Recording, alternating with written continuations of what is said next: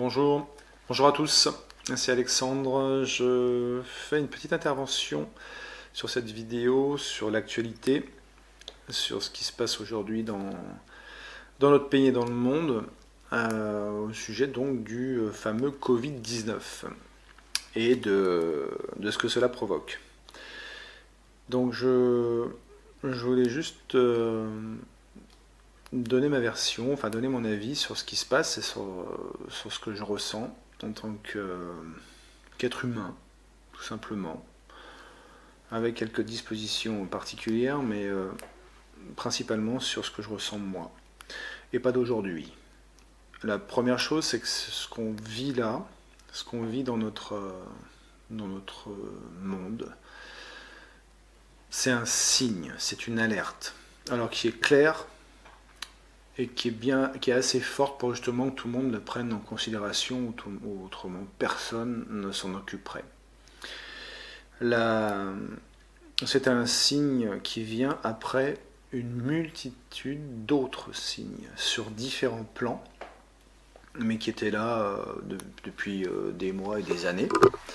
Alors que ça passe par des manifestations, donc déjà des réactions de personnes, d'êtres humains qui réagissaient par rapport à la nature, par exemple, ou par rapport aux conditions, c'est-à-dire aux conditions de vie. Donc dans le monde entier, on a eu les gilets jaunes, les gilets rouges, il y a eu les bonnets rouges, il y en a eu partout dans d'autres pays, des manifestations dans tous les sens. Ça, c'était une première chose, donc déjà c'était assez fort, donc on pouvait voir déjà que c'était quelque chose qui touchait beaucoup de personnes. Des gens qui ont fait ça, dans certains cas, directement, sans réfléchir, parce que c'était trop, on sent qu'il y a quelque chose qui ne va pas. Et des signes, alors là, de la nature, parce qu'on peut dire qu'aujourd'hui, la planète nous parle aussi, d'une certaine manière. C'est qu'aujourd'hui, on peut regarder depuis un moment tous ces signes alors, le climat qui change, oui, mais c'est surtout la fonte des glaces qui est réelle, qui est inquiétante. Qu'est-ce qu'on a On a eu le tsunami aussi au Japon, petite plaisanterie, qui était rien du tout, avec une incidence nucléaire. Mais bon, c'est passé, ça faisait des belles images à la télé, et puis hop, on est reparti. Enfin, pour les Japonais, on est reparti pas sur la même base, mais pour le reste du monde, ça continue. D'ailleurs, ils font les Jeux Olympiques. On enchaîne, tout va bien. Enfin, là, ils sont bloqués. On a eu aussi dernièrement les feux en Australie. Une petite plaisanterie de plusieurs milliers d'hectares ou millions d'hectares brûlés, de faune et de flore. Donc, avec une destruction massive. Petite parenthèse, on n'a pas vu une armada d'avions ou de bateaux pour aller secourir un pays qui brûlait. Voilà. Mais déjà, ça donne déjà une idée de l'état d'esprit ambiant et de ce qu'il faut changer dans notre monde, dans notre vision des choses.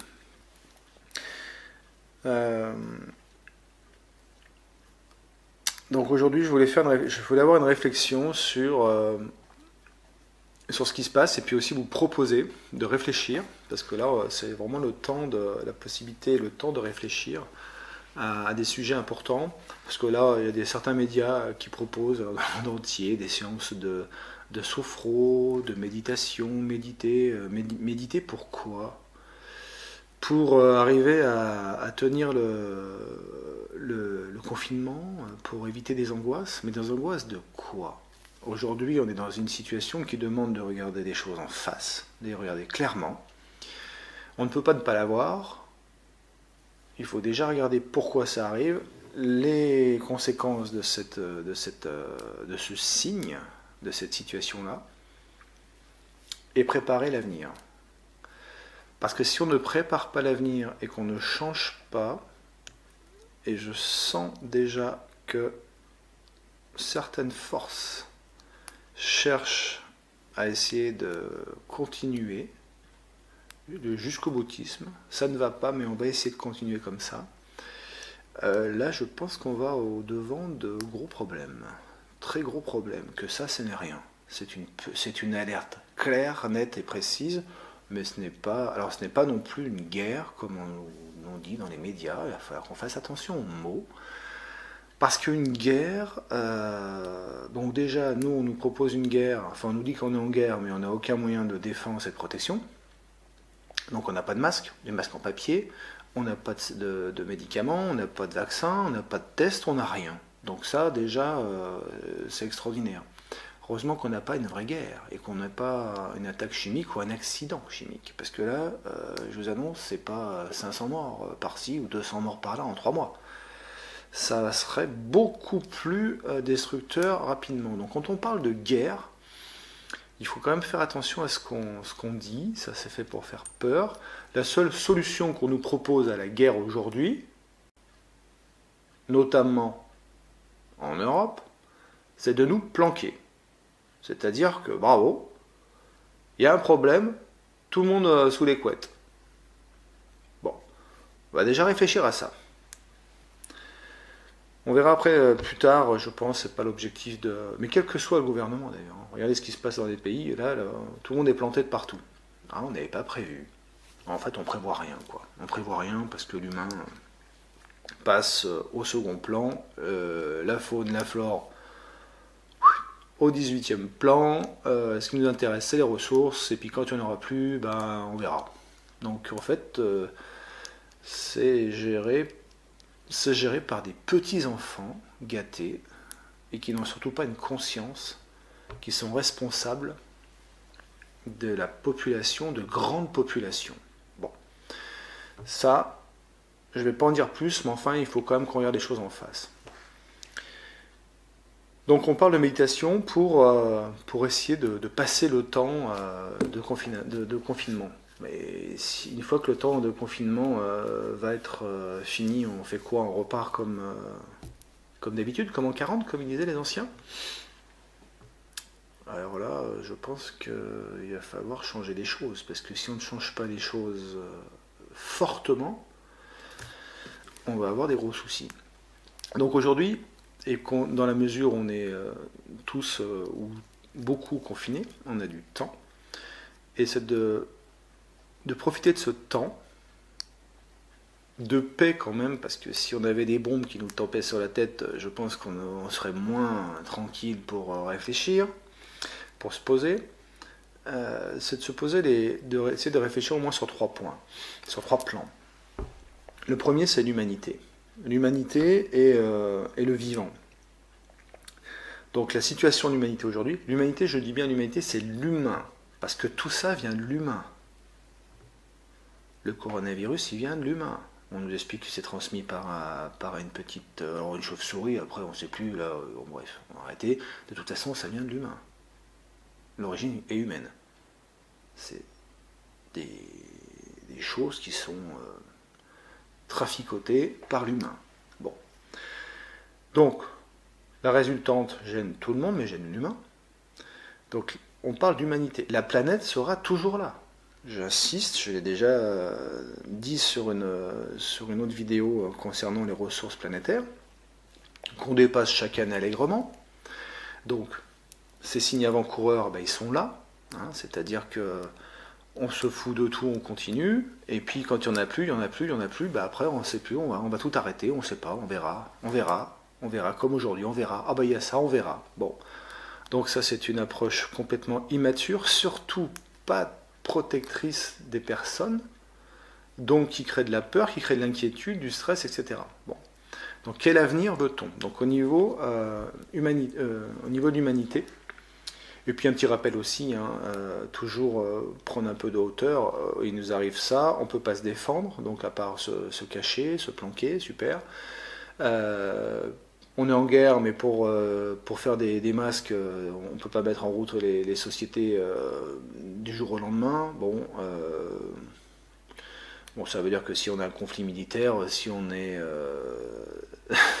protégé de la même manière, autant se dire que ça ne durera pas longtemps. Bon, donc, en fait, si on regarde l'histoire, alors là, ça ne change pas. Et c'est là où ce côté haut médium, c'est mais quand est-ce que ça va changer? En fait, jamais. Nous avons tous un pouvoir de changement individuel. C'est pas parce qu'un groupe veut aller dans une direction, un groupe d'hommes veut aller dans une direction pour le pouvoir, pour l'argent, pour plein de bêtises, parce qu'ils vont tous être touchés, que tout le monde est obligé de suivre, la masse est obligée de suivre. Ok? Donc, la première méditation à avoir, la réflexion à avoir, pour vous, individuellement, je vous invite à le faire, c'est sur l'humanité, qu'il y a des gens qui décèdent de faim, quand même, et beaucoup plus que des grippes. Des gens n'ont pas d'électricité. La moitié d'une population pratiquement, ou je ne sais pas, mais une grande partie de la population mondiale ne peut pas appuyer pour avoir le courant, pas d'eau courante, etc. Bon, tant qu'on aura ce déséquilibre-là énorme au niveau de notre organisation mondiale humanitaire, ça va générer énormément de problèmes. Bon. Mais c'est un cercle vicieux, c'est-à-dire qu'on va arriver à des catastrophes.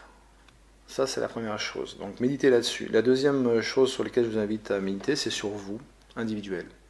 Sur vous, sur votre vie, le sens de votre vie. Votre vision, ce que vous aimeriez. Est-ce que nous sommes tous des robots? Des robots, voilà, ou des ânes qui mangent leur foin tous les matins et qui font ce qu'on leur dit de faire, donc sans réfléchir, avec donc en fait aucune conscience. Voilà, j'écoute, on me dit d'aller à gauche, je vais à gauche, je me dis d'aller sous le lit. Demain, ils vont dire il faut vous mettre sous le lit. Bon, on va tous se mettre sous le lit. Ça, c'est la deuxième chose. Et puis la troisième chose à laquelle vous pouvez réfléchir, c'est l'organisation mondiale. Parce que tout ça vient d'une organisation mondiale qui met les humains dans cet état-là et avec ces situations-là. Et qui vont s'aggraver. Tout le monde le dit. Tout le monde le dit. Enfin, tout le monde. Les scientifiques le disent. Regardez ce qui se passe aujourd'hui en France. On a une référence mondiale qui dit tiens, il y a peut-être une possibilité de faire quelque chose pas cher, rapide, etc. Tout de suite, c'est lui, il est nul. Il vaut rien. On ne sait pas qui c'est. Si on ne fait pas de recherche, on se demande si le gars il est chercheur ou balayeur dans un hôpital. Mais qu'est-ce que c'est que cette plaisanterie? Mais ça dure depuis 1000 ans, cette histoire.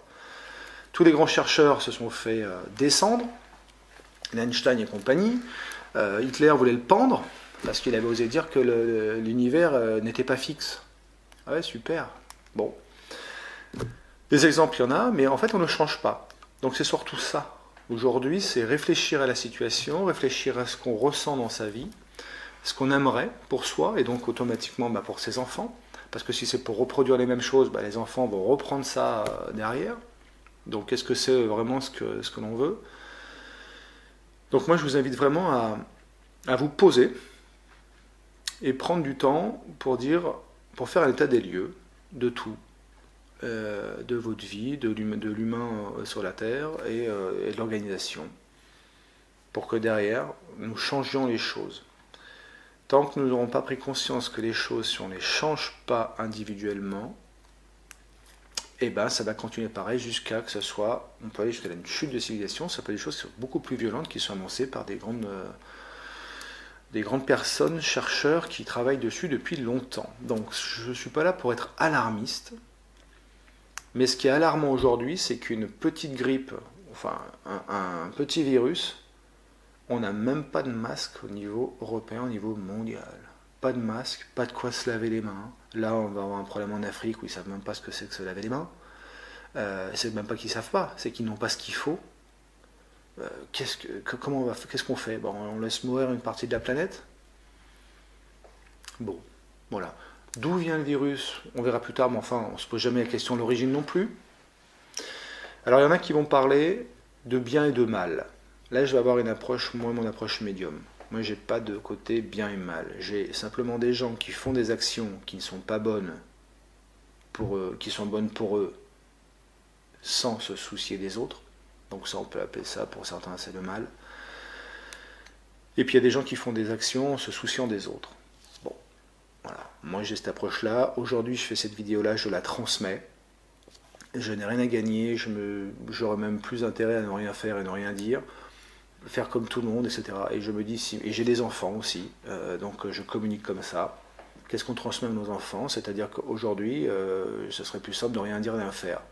Bon, mais par contre, on continue. C'est-à-dire que d'annoncer les choses, c'est super. Je rejoins sur ce que je disais avec les Gilets jaunes en France.